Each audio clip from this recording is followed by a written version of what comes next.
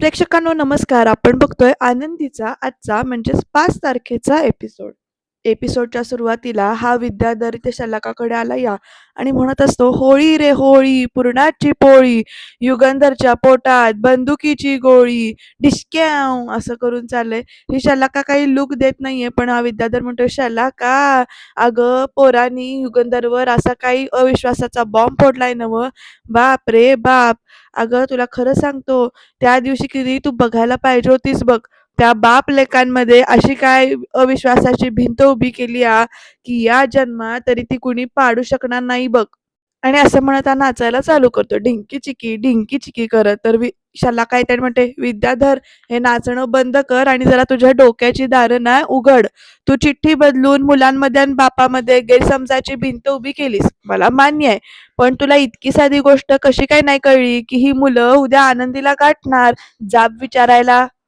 अन् तेव्हा आनंदी स्वतःची बाजू मांडताना हे सांगण्याचा प्रयत्न करणारच ना, की कसं तिचं आणि युगंधरचं नेमका कुठल्या भयानक परिस्थितीमध्ये लग्न झालं होतं ते. अरे, उद्या मुलांना जर का समजलं, की तुला म्हणजे त्यांच्या लाडका काकाला आनंदीवर घाणेरडी नजर टाकण्यापासून आणि तिचा छळ करण्यापासून रोखण्यासाठी युगंधरने कसं स्वतःला आनंदीशी लग्न करावं लागलं होतं, हे म्हटल्यानंतर प्रेक्षकांना इकडे विद्याधर विचारात पडतो आणि म्हणतो, "शलाका, अगं ही गोष्ट माझ्या डोसक्यातनं कशी काय सुटली गं?" असं विचारतोय तो आणि म्हणतो, "नाही म्हणजे या अँगलनं मी याचा कधी विचारच केलेला नाही." तर शलाका म्हणते, "मग आता विचार कर तू." विद्याधर, "अरे तू जिथे विचार करायचा थांबतो ना, तर तिथं मी माझा खेळ खेळायला सुरू करते." असंही शलाका म्हणते पुढे. "तू काळजी करू नकोस. आता इथून पुढे कसा आणि काय खेळ रचायचा याचं माझं सगळं ठरलेलं आहे." तर हा विद्याधर शलाकाकडे बघत असतो आणि म्हणतो, "होय काय?" हसतो आणि म्हणतो, "आणि मग काय करायचंय शलाका पुढं?" असं विचारतो. "नाही म्हणजे काय आहे, ह्यो डाव आपल्यावरच पलटायच्या आधी काहीतरी करायला पाहिजे." तर शलाका म्हणते, "विद्याधर, कागदावरची तू फक्त शाई बदलली, पण ती आनंदी काय सत्य आहे हे सगळ्यांना सांगायच्या आतच मी असा काय डाव रचीन ना, की मग तिची जीभ कापली जाईल." असंही म्हणते आणि विद्याधर म्हणतो, "व्हय, व्हय." आणि मग तो युगंधर आणि त्याची पोरं सत्याचा शोध घेण्याआधीच आपण रचलेल्या जाळ्यात अशी काय अडकतील ना, की मग त्यांच्या आयुष्याची राख झाल्याशिवाय राहणार नाही. असं या दोघांचं इथे प्लॅनिंग सुरू आहे आणि या शलाका पुढे म्हणते, "करेक्ट. यालाच म्हणतात शलाकाचा." तोपर्यंत हा विद्याधर म्हणतो, "धमाका." आणि मग दोघं जण हसतात. विद्याधर नाचायला लागतो ढिंकी-चिकी, ढिंकी-चिकी करून. आणि ही शलाका सुद्धा स्वतःशीच इथे हसत बसली. पण हा युगंधर काय करतोय बघूया आपण. तर युगंधर आता इथे बसलाय चित्र काढायला, पेंटिंग करतोय आणि त्याला जुने सगळे प्रसंग आठवतायत, की कसं मुलं आली होती, कसं मुलं बोलत होती. "कोणासाठी तुम्ही वडाची पूजा केला होता तुम्ही?" असं इथे विचारलं होतं त्यांनी. तर पृथ्वीचे हे रेडीमेड साडीचे आयडिया जी काही आहे, ती या फॅक्टरीसाठी नवीन वळण ठरू शकते असं आनंदीनं समजावलेलं असतं. ही तुम्हाला दोघांना एकत्र आणण्याची खूप चांगली संधी आहे वगैरे आनंदीने समजावलं असतं. तर आज संध्याकाळी घरी प्रेस कॉन्फरन्स होणार आहे असं युगंधरने सांगितलं असतं पृथ्वीला. ते सगळं आठवतंय आणि तुझ्या साड्यांचं ग्रँड लॉन्चिंग करूया आपण तिथे, असं सगळं सांगितलेलं असतं. ते सगळं आठवतंय. कसं त्याने पृथ्वीने युगंधरला इथे शाल घातलेली असते अंगावर. या सगळ्या घडून गेलेल्या गोष्टी इथे आठवतायत युगंधरला आणि त्या आठवत तो पेंटिंग काढतोय. तर इथे पृथ्वी सांगत असतो, "माझ्या आईने नेहमी स्वतःच्या सुखाची आहुती देऊन हे घर जोडलं." आणि मिस्टर निंबाळ असं म्हणत म्हणत थांबून तो एकदम बाबा म्हणतो. ते क्षण जे काही आहे ते सगळे आठवतायत त्याला. पृथ्वीने बऱ्याच कालावधीनंतर त्याला बाबा म्हटलेलं असतं ते आठवतं आणि मग त्याच्यानंतर त्यांनी स्वतः खांद्यावर हात ठेवला असतो पृथ्वीच्या युगंधरने. तेव्हा भावूक झालेला पृथ्वी ह्या सगळ्या गोष्टी आठवतायत. पण त्याचबरोबर हे सुद्धा आठवतंय, की कशी ती फॅमिली ट्री या मुलांनी जाळली होती. कसं ते अवॉर्ड फंक्शनच्या दिवशी घरी आल्यानंतर कसं तिघं जण यांच्या अंगावरच आले होते धावून, की तुम्ही सगळं लपवून ठेवलत, आमचा विश्वासघात केलाय, असं म्हणत तिघं जण कसे बोलले होते, आम्हाला गाफील ठेवून आनंदीशी लग्न करून नीचपणाची हद्द पार केल्याबद्दल एक पुरस्कार असं बोलले होते आणि तुम्हाला शेवटचं सांगतोय की हा फोटो सोडा असं म्हणत संमिताचा जो काही फोटो आहे तो घेऊन रूममध्ये येत असतात मुलं निघून. हे सगळे झालेल्या गोष्टी त्या आठवत आहेत आणि आता युगंधर इथे म्हणतो, "समिधा, आज जेव्हा मुलं माझ्यावर इतकी चिडली ना, तेव्हा खरं सांगू का मला अजिबात वाईट वाटलं नाही. पोरांचा राग डोक्यातून निघून जाईल गं. पण समिधा, माझं काळीज आतून तुटलंय गं. माझ्या प्रेमावर प्रश्न उभा केलाय त्यांनी. पण समिधा तुला तर ठाऊक आहे ना, की माझ्या या छातीमध्ये फक्त आणि फक्त तुझाच श्वास चालतो. दुसरं काही झालं असतं तर मी सहन केलं असतं समिधा. पण त्यांनी माझ्या प्रेमाचा लिलाव केला." असं म्हणत युगंधर हळवा झालाय आणि म्हणतो, "यापेक्षा मोठा घाव माझ्या काळजाला दुसरा कुठलाच असू शकत नाही, कुठलाच नाही." असं म्हणत ना खूपच इमोशनल झालाय बरं का. आणि पेंटिंग मात्र खरंच खूप छान काढलंय आणि आता या प्रेक्षकांनो पुढे काय घडणार बघत राहूया आपण. तर प्रेक्षकांनो, आनंदीसुद्धा इकडे अशी सॅडमध्येच आहे मूडमध्ये आणि तिलासुद्धा ते बॅकग्राऊंडला आठवतंय, की "अभिनंदन युगंधर निंबाळकर, आज तुमच्यामुळे पुन्हा एकदा हे घर उद्ध्वस्त झालं," असं पृथ्वी म्हणालेलं असतं ते आठवतंय. आणि या धोकेबाज आनंदीमुळे तर काय नाही केलं होतं भाऊजींनी मुलांसाठी, पण तुझ्या एका चुकीमुळे स्वतःच्या मुलांच्या नजरेत आज ते अपराधी ठरलेत, असं धनश्री बोललेली असते ते आठवतंय. तर युगंधरने स्वतःच विचारलेलं असतं, "का गोंधळ घातलासा तू? अगं आज इतक्या वर्षानंतर या घरामध्ये आनंदाचं वातावरण झालं होतं. माझी मुलं माझ्या जवळ यायला लागली होती. पण तू हे सगळं असं करायला नको होतंस," असं युगंधर म्हटला होता. ते सुद्धा आठवतंय. आणि माझ्या आणि मुलांच्या नात्यामध्ये अशी भिंत उभी राहिली आहे ना, की ती या जन्मात तरी सांधता येणार नाही, असं सगळं बोललेलं सगळ्या गोष्टी आठवतायत. आणि आता आपल्यात कुठल्याही प्रकारचं नातं नाही असं पृथ्वी म्हणालेला असतो. "तू एक नंबरची खोटी आणि कपटी बाई आहेस," असं सुद्धा म्हणाले असतो. ते सगळं आठवतंय. आणि ती ना अशी चक्कर येऊन पडणार असते बरं का प्रेक्षकांनो. तिला गरगरतंय, की मानसिक ताण आल्यामुळे तिला त्रास होतोय आणि ती अशी आता कोसळणार, पडणार. तोपर्यंत ना आर्ची आणि आरती तिला दोघीजणी सावरतात आणि "आरतीताई, आर्चे, तुम्ही इथं काय करताय?" असं आनंदी विचारते. तर आरती म्हणते, "आम्हाला छायाताईंनी बोलावून घेतलं आणि आणि ना जे काही घडलंय ना ते सगळं सांगितलंय सुद्धा." तरी छाया ना अशी मान डोलावते. आनंदी म्हणते, "आरतीताई, आरतीताई, अगं मी हारले. माझ्यामुळे आज हे घर उघड्यावर आलंय." असं इमोशनल झाली आनंदी फार आणि म्हणते, "मी सगळं नीट सावरण्याचा प्रयत्न केला गं, पण पण मी अपयशी ठरले." तर आनंदी, "आनंदी अगं वेडी आहेस का तू? हरणार आणि तू?" असं म्हणत आरती उमेद द्यायचा प्रयत्न करते आनंदीला आणि पुढे म्हणते, "आनंदी, पुन्हा हे शब्द बोलायचा विचार सुद्धा करायचा नाही हां. अगं माझ्याच्यानं काहीच होणार नाही असा संशय तू मनात आणूच कशी शकतेस?" असं आरती विचारते बरं का. आणि पुढे काय म्हणते बघा, "तू हिम्मत आहेस आमची. अगं तू असं बोलून कसं चालेल?" तर आरची सुद्धा म्हणते, "हो दीदी, अगं तू तर अशी मुलगी आहेस, की जिने स्वतःच्या डोळ्यातल्या अंधाराला बाजूला सारून आम्हाला जगायला शिकवलंय." असं आता आरती म्हणते आणि म्हणते पुढे, "ही ही परिस्थिती काय चीज आहे गं तुझ्यासाठी? अगं तू तर नेहमी आम्हाला लढायला ताकद देते ना. मग मग आता अशी कशी खचून गेली आहेस तू? आणि मला सांग, मला खात्री आहे, की तू ना या तुटलेल्या घराला ना परत पुन्हा एकत्र बांधशील." तर प्रेक्षकांना आरती सुद्धा म्हणते, "बरोबर आहे अगं. अगं आनंदी, या लढ्यात तू एकटी नाहीयेस. आम्ही तुझ्या बरोबर आहोत." असं म्हणत आरती आणि आरची दोघी सांगतात आणि म्हणतात, "आपण तिघी मिळून ही लढा लढूया." तर आता आरची स्टाईलमध्ये आपल्याला म्हणते, "1." तर आरती 2 म्हणते आणि मग आनंदी 3 असं म्हणत हात ठेवते आणि 4, "आबा जाधवांच्या नाती हुशार." असं म्हणत या दोघी मिळून ना आनंदीला सपोर्ट द्यायचं काम करतात. आणि त्याच्यामुळे आरती म्हणते, "आता ह्याच हुशारीनं आणि खूप चांगल्या मनानं आपण हे घर परत जोडूया." असं म्हणत आरती समजूत काढते आनंदीची आणि म्हणते, "तू अजिबात काळजी करू नकोस. आम्ही आहोत ना. आपण सगळं नीट करूया. तू फक्त शांत राहा आणि या सगळ्या गोष्टींचा विचार अजिबात करू नको. आपण सगळ्या गोष्टी बघून घेऊ." असं म्हणत आरतीनं समजावलंय आणि आर्चीनं सुद्धा. खरंच बहिणींची ताकद खरंच खूप मोठी असते ना हो आपल्या पाठीमागे आणि बहिणीसारख्या असणाऱ्या मैत्रिणींची सुद्धा खूप मोठी ताकद असते आपल्या पाठीमागे. आता ह्या तिघी मिळून काय-काय करतात ते आपण बघूया. आनंदी म्हणते, "आरतीताई, आर्चे, थँक यू." तर आरती म्हणते, "वेडी. निघू आता आम्ही?" तर आता प्रेक्षकांनो आरती आणि आर्ची दोघीजणी निघून गेल्यात. परत एकदा घट्ट अशा मिठी मारतात दोघीजणी आणि तिकडनं बाहेर पडतात. तर आता आनंदी छायाताईंना हाक मारते आणि म्हणते, "छायाताई, थँक यू." तर छायाताईंना परत खरंच, खरंच खूप थँक यू असं म्हणते. तर छायाताई म्हणतात, "बरं ताई चला आता झोपायला जाऊया." तर आनंदी म्हणते, "हो मी आलेच, तुम्ही व्हा पुढे." "मी आलेच" असं सांगून इकडे छायाताईंना आनंदी पाठवून देते आणि आता आनंदी बघा पावलांचा अंदाज घेते. 1, 2, 3, 4 असं पावलं मोजत-मोजत ना ती काहीतरी ठरवते आणि कुठे जाते बघूया आता पावलं मोजत. तर पावलं मोजत आनंदी पोहोचली आहे समिधाच्या फोटोजवळ आणि आता समिधा त्या फोटोजवळ येऊन आनंदी काय म्हणते बघूया. आनंदी फोटोजवळ हात जोडते आणि म्हणते, "समिधा ताई, तुम्हाला तर माहिती आहे ना, की माझं मन स्वच्छ आहे, निर्मळ आहे. आज मला तुमच्या आशीर्वादाची आणि ताकदीची गरज आहे. माझ्यामुळे आज हे घर उघड्यावर आलंय खरं, पण पण तुमच्या आशीर्वादाने मला ते पुन्हा एकदा उभं करून दाखवायचं आहे.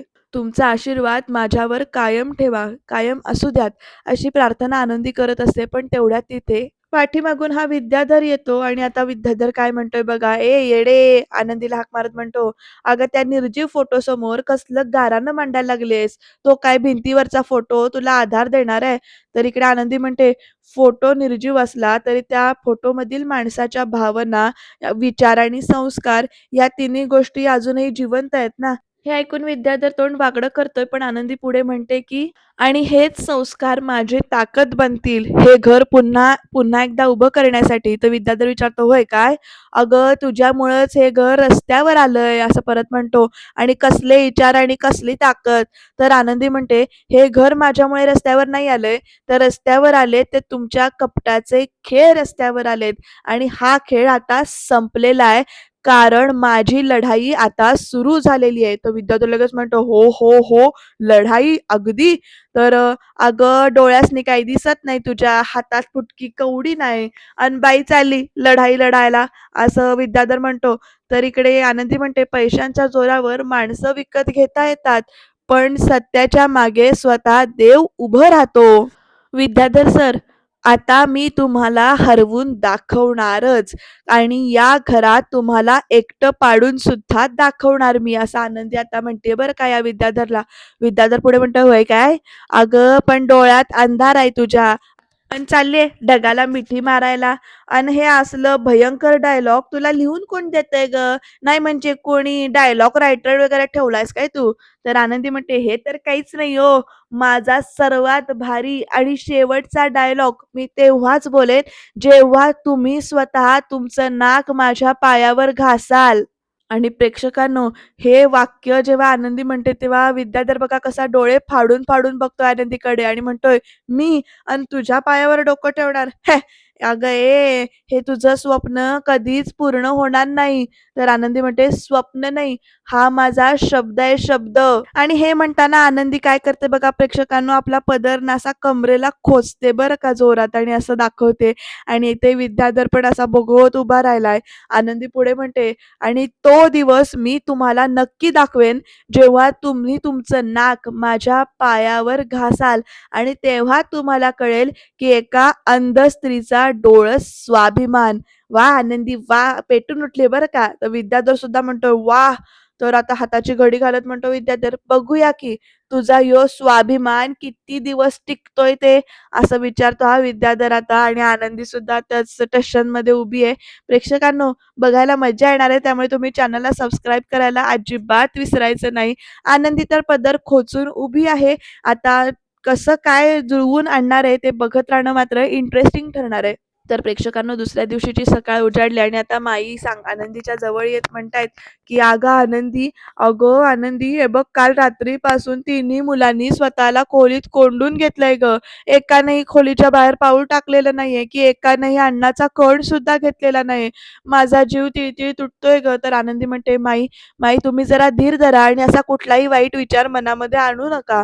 माझी खात्री आहे, की जेव्हा मुलांना या लग्नामागचं भयंकर सत्य समजेल ना, जेव्हा त्यांना कळेल, की त्यांच्या विद्याधर काकांनीच माझ्यावर बळजबरी करण्याचा प्रयत्न केला होता आणि मालक साहेबांनी माझी आबरू वाचवण्यासाठी माझ्याशी लग्न केलं होतं, तेव्हा ते त्यांच्या वडिलांना नक्की माफ करतील, असं आनंदी म्हणते. आणि जरी त्यांनी मला या घरची सून किंवा त्यांची आई म्हणून स्वीकारलं नाही ना, तरी सध्या आयुष्यभरासाठी त्यांनी स्वतःच्या वडिलांचा द्वेष नाही केला पाहिजे, असं इथे आनंदी म्हणते. तर बापू म्हणतात, "आनंदी, अगं तुझं म्हणणं 100% बरोबर आहे. पण ही गोष्ट गोष्ट मुलांच्या कानावरती कशी पोहोचवायची? कारण मुलं तर त्या रूमच्या बाहेर सुद्धा पडायला तयार नाहीत ना. तर आनंदी म्हणते, "त्यासाठी सुद्धा आम्ही एक मार्ग शोधलाय बापू." तर बाई विचारतात, "आम्ही म्हणजे कोण आहे तुझ्याबरोबर आणखीन?" असं विचारतात. तर तोपर्यंत प्रेक्षकांनो इकडनं आरती आणि आर्ची दोघीजणी येऊन उभ्या राहतात आणि म्हणतात, की "आम्ही, आम्ही आहोत आनंदी बरोबर." तर बापू म्हणतात, "तुम्ही? तुम्ही?" असं माई-बापू म्हणतात. तर आर्ची म्हणते, "हो माई, आम्ही दोघी पूर्ण ताकदीने तिच्या सोबत आहोत." असं ह्या दोघी जणी सांगतात बरं का. आर्चीचा डायलॉग मात्र भारी असतो. तर ते आनंदी म्हणते, "अगदी वेळेवर आलात तुम्ही दोघी. माई-बापू, आरतीताई आणि आर्ची आता माझ्याबरोबर माझे ढाल बनून उभ्या राहतील." तर बापू विचारतात, "अरे पण तुमचा प्लॅन काय आहे ते तरी सांगा ना तुम्ही." तर आता आनंदी म्हणते, की "सांगते मी प्लॅन." आनंदीने जो काही प्लॅन सांगितलाय तो काही आपल्याला ऐकायला येत नाहीये, पण आनंदीचा प्लॅन काहीतरी इंटरेस्टिंगच असणार आहे. कारण इकडे आरती आणि आर्ची दोघी सुद्धा अशा तिला हो म्हणून डोळ्यांनी सपोर्ट करतायत. माई म्हणतात आनंदीला, की "आनंदी तुला बघ देवानेच कल्पना दिली, देव करो आणि अंधारात सुद्धा वाट सापडो आपल्याला." तर आनंदी म्हणते, "माई बापू मला आशीर्वाद द्या, की आपण ही जी काही सत्याची लढाई लढायला चाललोय, त्यात आपल्या सगळ्यांना यश मिळेल." माई म्हणतात, "आशीर्वाद तर आहेच." आणि इकडे आरती छान स्माईल करते. तर आनंदी म्हणते, "आता मुलांच्या मनातला हा सगळा गैरसमज दूर होऊ देत. बघूया प्रेक्षकांनो आता इकडे काय घडतंय ते." तर पृथ्वी इथे ना झोपलाय खुर्चीवर, तिकडे प्रांजल खाली झोपलाय, बेडवर मिताली झोपली. अशी तिघं जण 3 साइडला इथे झोपलेली आहेत खोलीमध्ये. मितालीला तेवढ्यामध्ये आता जाग येते आणि मग तिला आधी कळतं, की आपण कुठे आहे ते समजून घेण्यासाठी तिला 2 सेकंद जातात. पण तोपर्यंत प्रांजल ना इकडे झोपेत बडबडतोय बरं का प्रेक्षकांनो. त्याचं चाललंय, की "बाबा तुम्ही असं का वागलात? तुम्ही असं का केलत?" असं तो एकदम झोपेत बडबडतोय. मिताली आता त्याच्याजवळ येऊन बसते. त्याचं पांघरूण जे काही आहे ते नीट करते आणि त्याला सावरायचा प्रयत्न करते. आणि तेवढ्यात प्रेक्षकांनो ना ती उठून जाणार असते तेवढ्यात, तिला तिथे बाजूला पडलेली इकडे पाल दिसते आणि ती पाल दिसल्यामुळे इकडे मिताली जोरजोरात ओरडायला चालू करते, की "पाल आहे, पाल आहे, पाल आहे" म्हणून खूप जोरात असं ओरडायचं चालू करते आणि तिच्या या ओरडण्यामुळे या प्रांजलला आणि पृथ्वीला दोघांना सुद्धा जाग येते आणि आता ती पालीला खूप इतकी घाबरली, की अशी बेडवर चढून वगैरे बसते त्या पालीला बघून आणि मग त्याच्यानंतर ती पाल अंगावर येईल असं वाटून ना ती तिकडनं पुढे पण निघून जाते. पृथ्वी आणि प्रांजल तिच्या मागे जात असतात, की "अगं ती खेळण्यातली पाल आहे" वगैरे असं म्हणून सांगायला. माई आणि बापू मात्र इकडे पाठीमागून बघत असतात दरवाजाच्या आडून, की आनंदीचा प्लॅन आता खरंच हळू वर्क होतोय. आता प्लॅन नेमका काय आहे तो आपल्याला उद्याच्या भागात कळणार आहे. पण तोपर्यंत एपिसोड शेवटपर्यंत बघत राहा. तर "ए पाल, पाल हात नको लावू दादा, पाल हाय प्लीज हात नको लावू" असं सांगत असते. तर इकडे बापू म्हणतात, "बघितलंस ना आनंदीचा प्लॅन ना 100% वर्क करणार" असं. तर मिताली ना कशी उड्या मारत असते नुसती. आता माई-बापू तिकडनं निघून जातात. खरं मितालीचं ना जोरजोरात उड्या मारायचं चाललंय आणि मिताली आता काय करते त्या पालीला "नको, नको, नको दादा पाल नको." तर इकडे पाल खोटी आहे असं म्हणत हा येत असतो पृथ्वी पालीला हातात घेऊन. तर मिताली ना डायरेक्ट ना उडी मारून ना बाहेरच येते रूमच्या धावत-धावत आणि तिच्या मागून ही दोघं सुद्धा येतात आणि खूप ओरडा चालला हिच्या मितालीचा त्या पालीला बघून. "ही मुलगी पण ना" असं म्हणत पृथ्वी आणि प्रांजल दोघं पण येतायत. पण मिताली तिथं थांबतच नाही. या दोघांना जरा मजा वाटते, की खोट्या पालीला बघून ही घाबरली. रूमच्या बाहेर तरी आली. आता मिताली रूमच्या बाहेर आल्यानंतर आरती आणि आर्ची काय करतात, तिच्या डोक्यावर ना इथे कापड घालतायत. इकडे आर्चीचं म्हणजे मितालीचं चाललंय, "माई बापू पाल तिकडे धरा, धरा." तर "मला नाही पालीला धरा" असं चाललंय आणि ह्या दोघींनी ना घोंगडच घातलंय डोक्यावर. आपल्या डोक्यावर पण घातलं. आता विद्याधर सगळेच सगळे तिथे येतायत. आत्या, धनश्री सगळेच आलेत. आनंदी पण येते तिकडनं, माई-बापू येतायत आणि प्रेक्षकांनो इकडे पृथ्वी वगैरे सगळी आलेत आणि विद्याधर असा मारत असतो तोपर्यंत आता युगंधर पण तिकडनं आले. "थांबवा काय चाललंय काय हे सगळं?" तर मितालीच्या डोक्यावरून पांघरून काढलेलं आहे असं घोंगडं आणि मिताली ना इकडे आत्याच्या मागे जाऊन लपते. आता आर्चीच्या डोक्यावरची साडी काढलेली आहे प्रेक्षकांनो आणि आर्चीला बघून ना घरच्यांची रिएक्शन बघा कशी आहे ते. अगदी युगंधर पण "आर्चे" असं म्हणून ना त्याच्याकडे शॉक लागल्यासारखा बघतोय आणि आता प्रेक्षकांनो सगळे धनेश वगैरे सगळेच बघतायत बरं का यांच्याकडे. आता आर्चीची टर्न झाल्यानंतर आरतीच्या डोक्यावरची इकडे साडी काढली जाते. आर्ची लपतीये इकडे आरतीच्या पाठीमागे आणि आता आरती असं म्हणत युगंधर आरतीला पण म्हणतात, "आरती तू?" आणि आता हा पृथ्वी वगैरे सगळेच एकदम बघतायत. "तुम्ही इथं काय करायलात?" असं म्हणत हा युगंधर जोरात ओरडून विचारतो. तर आनंदीच्या बहिणी असं शिल्पात्या म्हणते आणि "आता काय तुम्ही नवीन धंदे सुरू केलेत काय मुली पळवण्याचा?" असं शिल्पात्या विचारते बरं का डायरेक्ट इकडे. आणि आता प्रेक्षकांनो पुढे कोण काय उत्तर देणार, नेमकं काय घडणार बघूया. पृथ्वी म्हणतो, "आरती, अगं तुझी हिंमत कशी झाली आमच्या घरात येऊन मितालीला हात लावायची?" असा हा पृथ्वी बोलतो. आणि प्रेक्षकांनो प्रत्येक जण आता ओरडतोय बरं का या आरतीला आणि आर्चीला. आता बाई बापू तर शांत उभे आहेत. इकडे शिल्पात्या म्हणते, "पाहिलंस युगंधर, किती कोडगेपणा या मुलींच्या अंगामध्ये. हिंमत कशी झाली तुमची?" असं म्हणत आता शिल्पात्या ओरडून विचारते आणि म्हणते, "मालक साहेबांच्या घरात येऊन त्यांच्या मुलीला घेऊन जाताय तुम्ही? युगंधर, यांना आताच्या आत्ता पोलिसांच्या ताब्यात दे, सांगते मी." असं म्हणत आता युगंधरला इकडे शिल्पात्या म्हणते आणि पृथ्वी सुद्धा चिडून बघतोय असा आरती आणि आर्चीकडे. आणि विद्याधर पुढे म्हणतो, "ताई, अगं अगं तू अजिबात काळजी करू नकोस, की आपला दादा आहे की नाही, न्यायाचा पुजारी आहे." असं म्हणत आता विद्याधर आगीत तेल ओतायचं काम करतोय आणि तो म्हणतोय, "तो बघ, यासनी आता तो कशी शिक्षा देतोय ते. दादा, जाब विचार ह्यासनी." असं म्हणत हा विद्याधर आता आगीत तेल ओततोय आणि पृथ्वी आता बघत राहिलाय, की नेमकं काय करणार युगंधर. आनंदीच्या बहिणी आहेत म्हणून ह्या दोघींना ओरडणार नाही का ओरडणार? आता विद्याधरच्या म्हणण्यानुसार इकडे युगंधर विचारात तरी पडलाय आणि काहीतरी बोलणार ह्या दोघींना. तोपर्यंत आता आनंदीच बोलायला चालू करते आणि ती म्हणते, "मालक साहेब थांबा." तर तिच्या या बोलण्याकडे ना सगळे असे कान टवकारून बघतात बरं का, अगदी शिल्पात्या वगैरे सगळे. तर आनंदी म्हणते, "माझ्या बहिणींना तुम्ही अजिबात रागवायचं नाही." आणि तिच्या ह्या म्हणण्यावर सगळेजण आता तिच्याकडे वेगळ्या नजरेने बघतायत. आनंदी पुढे म्हणते, "त्यांनी जे काही केलंय ह्या दोघींनी ते माझ्या सांगण्यावरून केलंय." आता बघा आनंदी असं म्हटल्यानंतर मिताली, प्रांजल आणि पृथ्वी तिघं पण शॉक लागल्यासारखे बघतात आणि युगंधर सुद्धा. त्याला पण समजत नाहीये, की हे आनंदी नेमकं आता काय बोलतेय आणि हे तिच्या सांगण्यावरून का केलं. आनंदी पुढे म्हणते, की "मी सांगितलंय त्यांना हे सगळं करायला म्हणून त्यांनी हे गोष्टी केलेल्या आहेत. आता पुढे काय घडणार आता हे आनंदीने सांगितलंय म्हटल्यानंतर परत आणि मुलं चिडतील का वेगळं काहीतरी बोलतील ते बघत राहूया आपण." आणि सगळ्यांचं लक्ष आता युगंधरकडे लागलेलं आहे, की युगंधर आता काय बोलणार आणि पृथ्वी सुद्धा असा ना एकदम शॉक लागल्यासारखाच बघतोय या आनंदीकडे. बघूया पुढे काय घडणार आहे ते. पण प्रेक्षकांना उद्याच्या भागामध्ये इथे पृथ्वी तेच सांगतोय, की तुम्हीच म्हणालात ना, की तुमचं लग्न आनंदीशी कुठल्यातरी वाईट परिस्थितीमध्ये झालं होतं. पण तुम्ही आता मुक्त या नात्यातून आणि आनंदीचा तेव्हा हात आपटलेला असतो पिलरवर ते सगळं दाखवतंय आणि आनंदीला डिव्होर्स द्या असं पृथ्वीची मागणी आहे आणि तो म्हणतोय, की आज तुम्हाला एक कोणीतरी निवडावंच लागेल, तुमची मुलं नाहीतर ही आनंदी. आनंदीच्या प्लॅनची सुरुवात होण्याआधीच प्लॅन संपणार का जाणून घेऊया त्याच्यासाठी बघत राहा आनंदी आणि सबस्क्राईब करा.